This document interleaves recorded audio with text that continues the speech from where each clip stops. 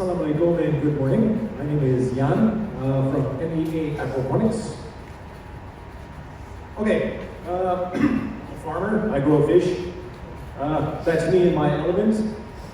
This is me, a fish out of water, so bear with me. Okay, as I said, we grow fish. Why do we grow fish?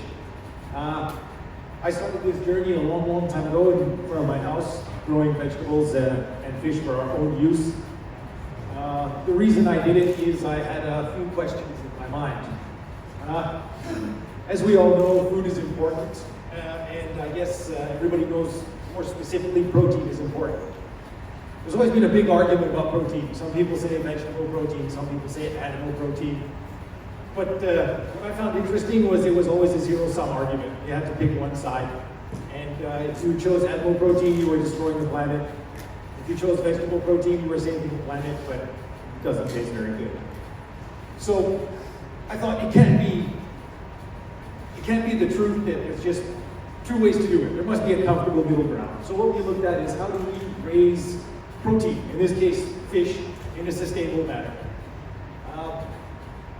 When we talk about sustainable, it sounds easy. We kind of think about carbon credits, throwing garbage away and all that. When you actually look at it from an agricultural perspective, it gets very complicated, very fast, and it's never ending. So we had to start somewhere. First place we started with was waste. If anyone's looking to a farm, doesn't matter what kind of a farm, you know they throw a lot of stuff away, which generates tons and tons and tons of waste. And that waste is a burden on the farmers and on the environment. So we thought, what do we do with this waste? Let's change this waste from something that's a burden to the environment and to us into a resource, into something that is a benefit to us. So there's a lot of ways to do that. And we had to start somewhere. So we'll get into a bit more on how we did that. But basically, we had to manage our inputs and our outputs and reduce our impact as much as we possibly could. The other reason we looked at it is from a food production perspective. Nobody knows where their food comes from these days. And we thought it would be really nice to be able to show people where their food comes from. Everybody lives in cities, so if we grow our food way out in the middle of nowhere, not many people are going to see it. So having food in the cities, farms in the cities, connects people to food, especially the younger generation. They get to witness firsthand how food is made and suddenly realize it's actually not made at the drive-thru in McDonald's. And again, that is a big impact because suddenly people will start valuing that food a bit more. All right. So our goal, of course, was food, right? Food security. Food security, again, ties into sustainability when you really look at it, because especially in Malaysia is blessed with an environment where you can grow almost anything, whether it's fish, whether it's vegetables, whether it's anything. It grows here, it's a wonderful environment. But the inputs to grow those things a lot of times come from very, very far away or are very expensive to get here. For example, fertilizer. Things have changed from when I drafted this until now. As probably everyone who reads the news can see, fertilizer is going to become a big issue. Other food inputs are going to become a big issue. If you raise cows, if you raise fish, if you raise chickens, you're bringing your food ingredients, the majority of those food ingredients, from overseas. Not very sustainable, and it's getting more and more expensive, and with what's happening in the world right now, it's getting more and more difficult. So, one thing we have to look at is reducing the reach or how far we have to go to get our ingredients. So sourcing local ingredients to make our food. Again, we raise fish, so in our case we have to make fish food. The easy way is to import fish pellets or to import ingredients and make our fish pellets. In our case, what we did is we said, hey, again, Malaysia is a country that's blessed with bountiful resources. There must be a lot of ingredients we can use. So we started looking locally at different products that we could use to raise our fish. And we found a whole bunch of waste products that allow us to raise our fish in a manner that makes them very healthy, very tasty, but doesn't take away food from people. So again, it starts with simple things. The majority of animal feed is made from corn, just like our fish feed as well. So we need to find ways to offset that because all of the maize, all the corn gets imported, comes from far away, it's expensive, uses up a lot of fuel. So we have to look at agricultural waste, we have to look at food waste, and what we can use. So using waste from different food industries, from different restaurants, we can actually use that as a replacement for expensive and high carbon footprint ingredients. So that's part of the recycling, or sort of the maximizing of resources for our input. For our output, again, as we talked, farms are very dirty. Anyone who's ever been to a farm will see that they're dirty, they're smelly, and they create a lot of waste. So we started looking at our dirty, smelly waste. And in a fish farm, that is basically, for lack of a better word, nitrogen, or fish poop. Fish farms are notoriously dirty, especially traditional fish farms that are operating in big volumes. They grow a lot of fish. Those fish create a lot of waste, and all of that waste ends up in rivers, lakes, and the oceans, which damages the ecosystems and, again, harms the planet. So we looked at all that waste that would normally damage the environment and said, what can we do with it? Now, in our case, that waste is basically, fish waste. Lo and behold, if you put a bit of effort into fish waste, you end up with really good fertilizer. That's great for fruiting plants and vegetables. So this fish waste that would normally destroy the environment, put a bit of effort into it, a bit of work, and now we have high quality fertilizer and soil rehabilitation compost. So again, reducing our waste through what goes in and what goes out. A few of the, let's say, added benefits is, of course, jobs creation and skills creation. We're not just digging a hole in the ground and raising fish. It is actually a relatively high-tech system. We have a lot of intensive water quality monitoring. We have use of computers. We do a lot of data capture. So again, it's a way we can create jobs in an urban environment that are basically from a new environment. There's not many farms in the city, but these jobs are relatively high-tech. So we do have use for laborers, for people to carry things and shovel things, but we also employ chemical engineers, we employ computer scientists, and we employ data specialists. So it does create a new avenue of employment in the city. All right, next.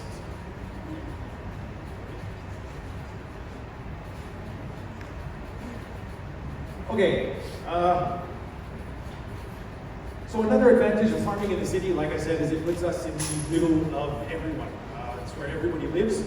So we can have a bit more of a benefit to our communities. So normally if you talk about modernizing or mechanization, you're talking about removing people from the equation. The way we do it is, again, we try and use technology and mechanization to make our farm more efficient and more productive. But because we're in the middle of the city, we can involve people. So people, it starts with stupid, simple things. People walk by our farm and say, hey, what are you doing? And we say, we're growing fish in the city. And they say, why are you doing that? That sounds crazy. They come to our farm, they see what we're doing. They talk to their friends. More and more people start coming and seeing what we're doing. And that creates inspiration. Not necessarily for people to farm fish, but it creates inspiration that people say, hey, I can actually grow food in the city. I can grow a meaningful amount of food in the city, whether it's fish or chickens or vegetables or anything else. It starts that little catalyst, that little bit of inspiration. Again, like I said, the other thing is we can employ skilled individuals. So normally farms employ unskilled labor, usually imported labor. In our case, like I said, it is relatively high tech, and we feel that we can capture some of the younger people who are more interested in working behind the desk, on computers, playing with data, and things like that. Aligning technology with social responsibility sounds fancy and complicated, but it's not. It's just trying not to make a mess, trying to provide as much good, clean, healthy food as we can. Again, sharing value, like I said, the way we view sharing value, not so much from a monetary perspective, but more from sharing inspiration and sharing what is possible, and letting people see what can be done, especially in the city, and how they can create new beneficial farms and community-inspired projects in the city.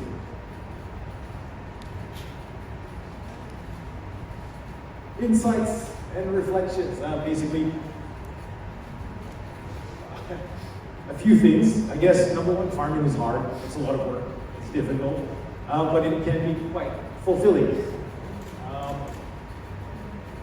One of the things that we find most interesting is that we can provide nutrients in a unique kind of way. People can see where their food is coming from, and also, like I said, we reduce that impact. One thing I learned that kind of blew my mind was black soldier fly larvae. We feed our fish worms, believe it or not. Fish love worms. What was amazing to me is that black soldier fly larvae basically just create food from garbage. You literally feed them garbage, and they give you a high protein food that can be used to raise anything from chickens to fish to cows to anything in between. So that was something that's quite incredible.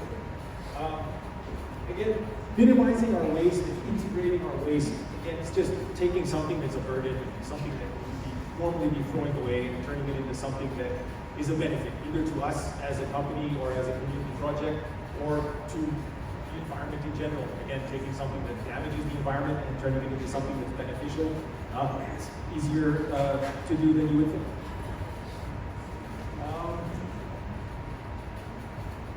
Our fish are pretty good, believe it or not, even though we technically feed our fish recycled material. We've done lab reports, and our fish contain omega-3, 6, and 9. They contain a lot of vitamins, minerals, and of course, very, very high protein content. So yeah, we grow fish in the city. We try and minimize our waste. We try and minimize our carbon footprint, and we try not to take away food from the people to grow those fish. I think that's about it. If anyone has any questions on how we grow fish, do let me know, or let the next speaker go on. Any questions from the floor? Thank you, Mr. Yan. I have to address that the fish usually is put in air fryer before.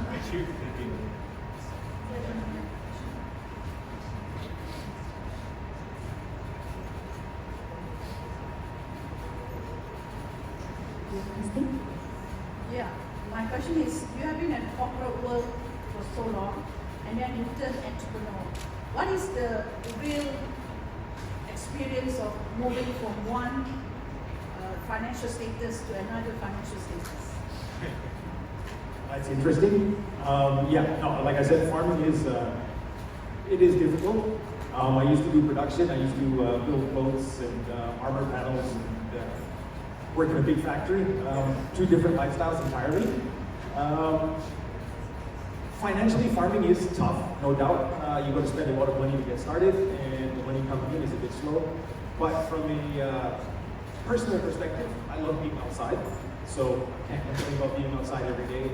And also the fact that we're growing food, I do find that quite fulfilling. Food is the base of everything. If we stop eating, everything else collapses. Forget about AI, forget about computers, forget about the stock market.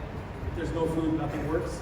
So it's kind of fun being, let's say, at the bottom of the food chain and sort of knowing that in some small way we're contributing to everything that happens above us. Any questions? Any questions from the floor? Okay, one additional question I was asked that, there's a lot of fun communities out there who wants to fund sustainability project, but somehow the connection are not very aggressive, I would say. In your opinion, how would entrepreneurs like you call out for the funders? The $1 million question. So I guess the biggest, well, personally to me, I guess, as a farmer, I'm pretty good at farming, believe it or not. I kind of know what I'm doing when it comes to farming, but the, let's say, financial aspect, especially if we talk about banking, about grants, about all these kind of things, not my area of expertise, and I think most farmers really probably aren't so good at that. So just as a, just to share, for example, we applied for a few grants, some successfully, some unsuccessfully, but my God, it's not easy. Of course, nothing in life is easy, but again, as a farmer or as somebody who does a lot of work with my hands, I think the biggest disconnection is connecting that sort of physical reality of what we're doing with the financial reality of, let's say, banks and financial institutions. Yeah, taking something physical and putting it on paper, I find is much more difficult than taking something on paper and turning it into something physical. So I guess that disconnect, let's say, it's not the fault of the banks or the institutions. I think it's more of farmers need to sort of understand how we can approach those institutions and maybe the smart people who understand finances can lend us a hand, explain to us how the money really works from a business perspective. All right, we got no more questions from the floor. Thank you so much, Mr. Yan. Please remain on stage. Give me a moment. I would like to call upon Country Soul to present the certificate of appreciation to Mr. Yan. Company Management.